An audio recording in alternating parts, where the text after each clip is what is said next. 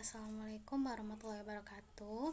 Jadi di sini kita akan belajar tentang yaitu larutan asam dan basa. Nah, sifat asam dan basa itu memiliki perbedaan.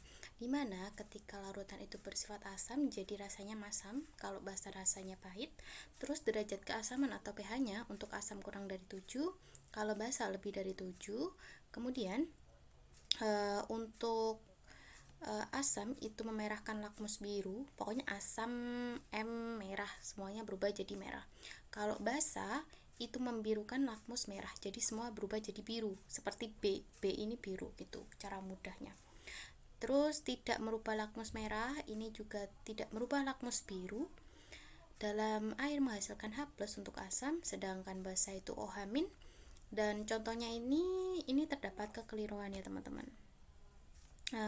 Ini NaOH dan KOH ini miliknya si basa, dan cuka ini miliknya si asam. Ya, ini kebalik ya kemarin. Mohon maaf sebelumnya. Terus untuk selanjutnya, larutan asam dapat diperoleh dengan melarutkan asam dalam air. Nah, jadi kan misal asam dilarutkan dalam air, maka disebut larutan asam. Kalau basa dilarutkan dalam air disebut larutan basa. Selain itu, larutan asam basa juga bisa diperoleh dari oksida asam dan oksida basa. Nah, oksida itu apa? Oksida adalah senyawa dengan unsur tertentu yang bereaksi dengan oksigen. Nah, kalau senyawa tertentunya itu non-logam, maka disebut oksida asam. Kalau unsur tertentunya bersenyawa logam, itu disebut oksida basa gitu. Jadi yang membedakan mana oksida asam, mana oksida basa itu dari logam dan non-logam yang ditambah dengan unsur oksigen ini gitu. Contohnya apa? Contohnya di sini yaitu misal oksida asam. Oksida asam tadi non-logam. Nah, C ini non-logam. H2O ini adalah airnya. Jadi, ketika CO2 ditambah dengan H2O akan menghasilkan H2CO3. Hanya ada 2, terus ada C, ada O-nya ada 3 gitu.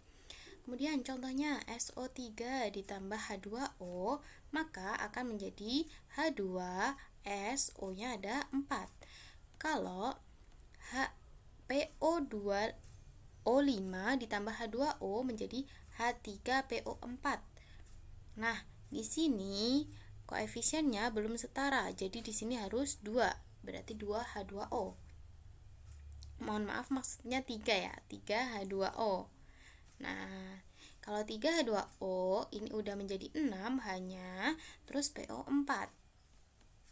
P, 2P dan O-nya ada 8. Jadi sudah pas.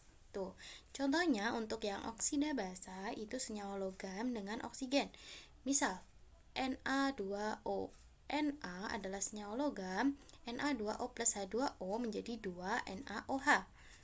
Terus CaO ditambah H2O menjadi CaOH2. Kemudian Fe2O3 ditambah 3H2O menjadi 2FeOH3. Ini adalah senyawa basa, yang ini adalah senyawa asam yang berasal dari oksida basa dan oksida asam yang ditambah dengan air. Oke. Selanjutnya kita akan belajar mengenai teori asam basa. Teori asam basa itu dibagi menjadi 3, yaitu teori Arrhenius, Bronsted-Lowry, dan Lewis. Untuk rangkuman singkatnya, apa sih yang membedakan di antara ketiganya? Untuk Arrhenius, senyawa asam itu menghasilkan H+ dalam air. Sedangkan untuk Bronsted-Lowry itu merupakan donor proton. Kalau menurut Lewis itu akseptor pasangan elektron.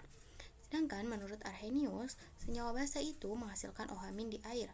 Sedangkan Bronsted-Lowry itu merupakan akseptor proton. Kalau Lewis itu donor pasangan elektron. Nah, cara penetralannya untuk yang Arrhenius itu dinetralkan dengan pembentukan air. Ketika H+ ditambah OH- akan menjadi H2O. Kalau Bronsted-Lowry itu dinetralkan dengan perpindahan proton. Misal Ha ditambah B menjadi BH plus tambah amin. Ha ini merupakan asam. Itu ya. Terus untuk yang Lewis itu dapat dinetralkan dengan koevalen koordinasi. Oke, ini secara rangkuman secara singkat. Nah, untuk tahu secara yang detail, kita akan bedah satu-satu dari Arrhenius, Brownstedt-Lowry, dan Lewis.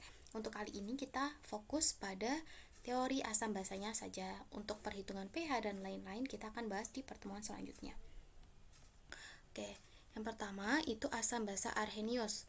Menurut Arrhenius, suatu zat yang dilarutkan dalam air akan menghasilkan ion H+. Jadi asam menurut Arrhenius itu harus dilarutkan dalam air, dan ketika dalam air dia menghasilkan ion H+. Contoh, ini ada HF. HF ketika dalam air, ini berarti plus H2O, akan menghasilkan H+ dan F- dalam air. Kalau H3BO4, nah ini kan hanya jumlahnya 3 ya, berarti kan 3 H+, terus ada PO4. Nah 3 di sini pindah jadi muatannya di sini, jadi PO4 3-. Gitu. Ada juga H2S itu terurai dalam air menjadi 2H+ plus S2-. Nah 2 ini pindah menjadi di sini di muatannya S, jadi 2 S2-. Sedangkan H kan jumlahnya 2, jadi 2H+. Nah ini kalau H plusnya ada 1 disebut asam monoprotik, kalau H plusnya ada 2 diprotik, dan kalau lebih dari 2 disebut poliprotik. Begitu. Nah, asam ini terdiri dari asam kuat dan juga asam lemah. Asam kuat itu ketika derajat ionisasi atau alfanya itu besar, mudah terurai dan banyak ion H plusnya. Contohnya beberapa di antaranya yaitu HCl, HBr, HI, H2SO4, HNO3, dan HClO4. Jadi selain itu bisa disebut dengan asam lemah. Biasanya itu memang dihafal ya teman-teman.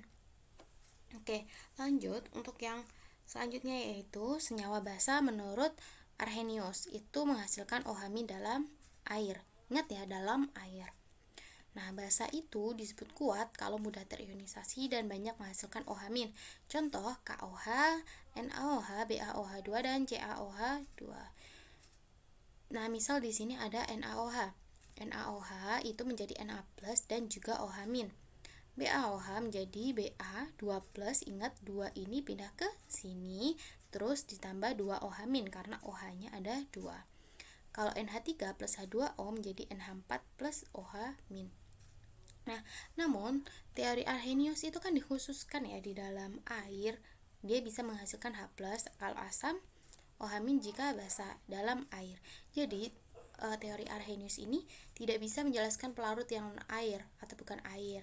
Misalnya CH3COOH, menurut beliau itu asam di dalam air, namun di benzena itu kita tidak bisa melihatnya apakah dia itu bersifat asam atau basa, karena di dalam pelarut yang bukan air, si CH3COOH ini tidak terurai menjadi ion-ionnya, tidak membentuk H+ atau OH-. Jadi tergantung pelarutnya ya. Kalau di dalam Arrhenius ini cuma bisa membuktikan untuk yang air. Selain air, si Arrhenius tidak bisa membuktikannya. Oke, mungkin sekian dulu untuk yang teori asam basa yang Arrhenius. Untuk selanjutnya kita akan lanjutkan nanti di teori asam basa yang Brownstedt-Lowry dan juga Lewis. Apabila ada pertanyaan bisa langsung ditanyakan ya teman-teman. Sekian, wassalamualaikum warahmatullahi wabarakatuh.